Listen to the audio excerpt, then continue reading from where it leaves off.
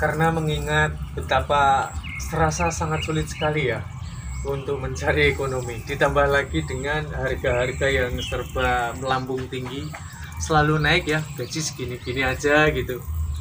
Nah, di sini saya ingin memberikan sebuah ulasan yang menurut saya bermanfaat sekali dan semoga ini dapat membantu menumbuhkan inspirasi. Jadi bercocok tanam ini karena juga harga sayur mayur, rempah-rempah juga bumbu-bumbu semakin naik ya. Seperti yang teman-teman lihat, ini aku lagi ada di pekarangan rumahku. Jadi sebelum aku memberikan tutorial bagaimana cara menanam ubi jalar yang benar supaya menghasilkan umbi ataupun ketela ini lebat ataupun daunnya ini super wow. Saya ingin mengulas terlebih dahulu. Seperti yang teman-teman tahu, di sini aku umbi ketelaku ini, ubi jalarku ini sangat subur sekali. Di sini juga aku menanam seperti lihat ada singkong. Nah, untuk pengenalan, menanam singkong ini memiliki kedalaman yang ideal dari 30 cm hingga 50 cm. Karena jangan sampai nanti umbi singkong di bawah ini benturan dengan tekstur tanah yang padat supaya nanti umbi singkong dapat tumbuh dengan maksimal, lebat juga tumbuh besar. Nah, selain dari itu tidak membutuhkan perawatan yang serius gitu ya. Dari pucuk daun hingga ke umbinya semuanya bermanfaat. Dan juga aku menanam seperti rimpang-rimpangan, ada kunyit ya, ada jahe. Terus kemudian aku juga menanam ini, ada pepaya. Jadi pepaya ini teman-teman harus tahu, pepaya ini adalah tanaman yang kaya akan getah. Jadi supaya mencapai dalam keberhasilannya, getah tersebut diproduksi oleh mineral kadar air yang ada di sekitar areal akarnya. Maka untuk tingkat kelembapan ataupun kegemburan dari tanahnya pun harus selalu memadai gitu ya. Jadi untuk hal-hal yang lain nanti dulu. Jadi supaya pepaya ini bisa tumbuh subur seperti ini tanpa adanya hambatan ya, dari kedua antara media tanam ini dan kegemburan maksud saya, dan kadar air harus memadai. Nah teman-teman, kedalaman yang ideal juga ini 30 cm hingga 50 cm supaya ketika pohon pepaya ini nanti tinggi menjulang itu tidak rentan dengan yang namanya roboh, apalagi di musim penghujan terkadang angin seperti ini ya. Jadi untuk menghindari itu semua. Di samping itu kalau terlalu dangkal, reproduksi dari fotosintesisnya tidak akan maksimal karena nanti akar dia tidak akan bisa bekerja secara optimal karena tidak semuanya tertimbun oleh tanah. Nah teman-teman, jika mendapati tanah ini nggak bisa menimbun dari akar dari seluruh pohon, bahkan tidak pepaya ya, pepaya apalagi ya. Jadi kalau nampak di permukaan segera lakukan penimbunan supaya pohon bisa memasak makanannya dengan secara maksimal. Nah langsung saja bagaimana cara menanam rimpang jahe ataupun kunyit bisa disaksikan di tayangan saya yang lalu ya. Nah teman-teman, langsung saja saya ingin memberikan sebuah tutorial bagaimana cara menanam ubi jalar ataupun ketela yang benar sehingga nanti hasil panen dapat maksimal melebihi dari umumnya orang menanam ubi jalar ataupun ketela itu sendiri.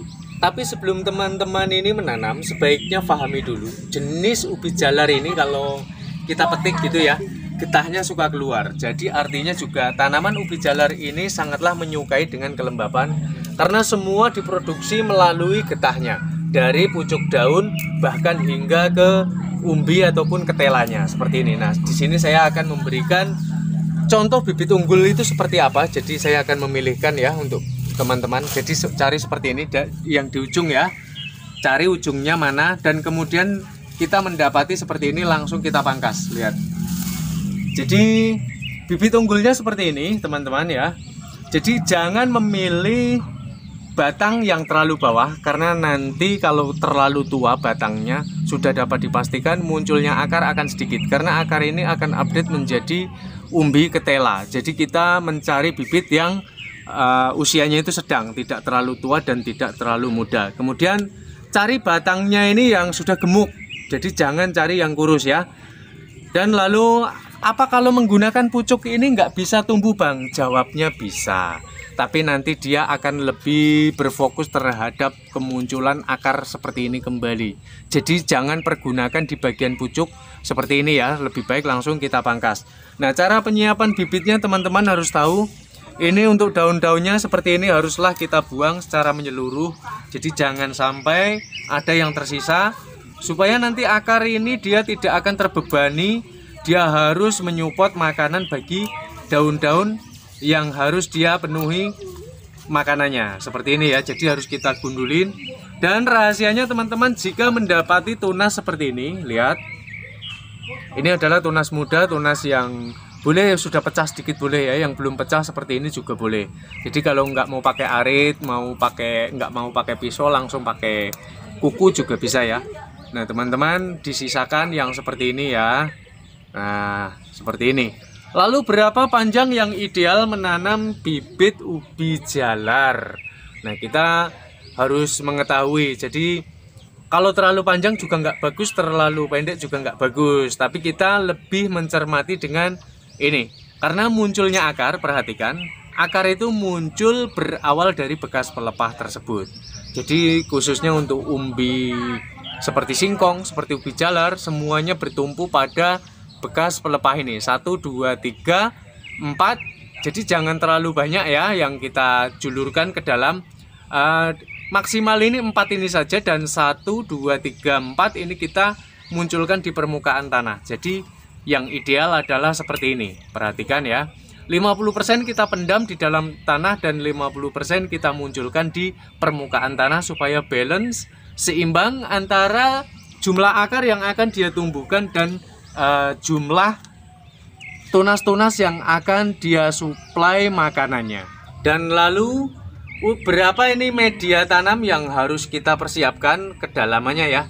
Jadi untuk ubi jalar ini ataupun ketela ini, kedalaman yang ideal sesuai dengan praktek yang saya lakukan adalah dari 30 hingga 50 cm. Tapi kalau saya 30 cm sudah cukup ya. Tanah ini udah saya olah.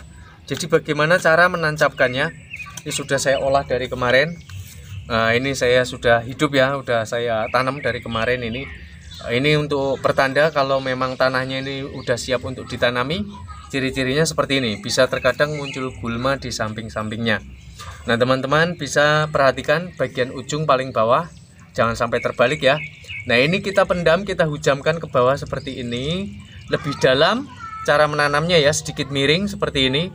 Dan kemudian untuk di bagian yang 50% kita pendam di dalam tanah ya. Dengan kedalaman 2 cm saja sudah cukup untuk ubi jalar ini. Jadi seperti ini ya. Dan yang 50% kita munculkan di permukaan tanah seperti ini. Maka nanti dia akan muncul tunasnya yang seimbang antara jumlah akar yang akan dia munculkan dan tunasnya itu, sehingga nanti akan mengalami sebuah kesuburan. Lalu berapa waktu yang cocok untuk memberikan pupuk? Nah teman-teman, pupuk ini sebelum dia memunculkan tunas seperti ini ya, jangan dulu dipupuk, karena pupuk ini apalagi kalau pupuk kandang itu ada tekstur penguapan hawa panas gitu. Jadi malah justru nanti akan menghambat. Biarkan dia tumbuh dulu, dia beradaptasi dengan media tanam yang ada di sekitar. Setelah dia mampu menghidupi batangnya, barulah kita lakukan pemupukan. Nah, waktu yang ideal biasa saya lakukan adalah 2 bulan semasa habis saya menancapkan seperti ini. Dan daunnya nanti sudah pecah, tunas agak lumayan banyak, baru saya lakukan sebuah pemupukan. Nah untuk mencapai dalam keberhasilannya, jangan menanam bibit ubi jalar ini berhimpit-himpitan dengan tanaman yang lain ya. Karena ini akan sangat menghambat sekali reproduksi makanannya, sehingga nanti akan bisa panennya itu akan lebih lama, juga ketelanya itu akan lebih kerdil. Baiklah teman-teman, saya rasa sampai di sini ya tutorial dasar bagaimana cara menanam ubi jalar yang benar supaya nanti bisa menghasilkan panen sesuai yang kita harapkan. Sebetulnya ini hanya tutorial ringan saja, tapi ini menurut saya sangat bermanfaat karena yang perlu digarisbawahi adalah 50% yang kita pendam di dalam tanah dan 50% yang harus kita munculkan di permukaan tanah, plus sekaligus pemilihan bibit unggul yang tepat itu seperti apa, jadi teman-teman sudah tahu. Jadi saya rasa Untuk yang sudah sepakat dengan kalimat yang saya uraikan, jangan lupa tinggalkan like ataupun komentarnya. Terima kasih.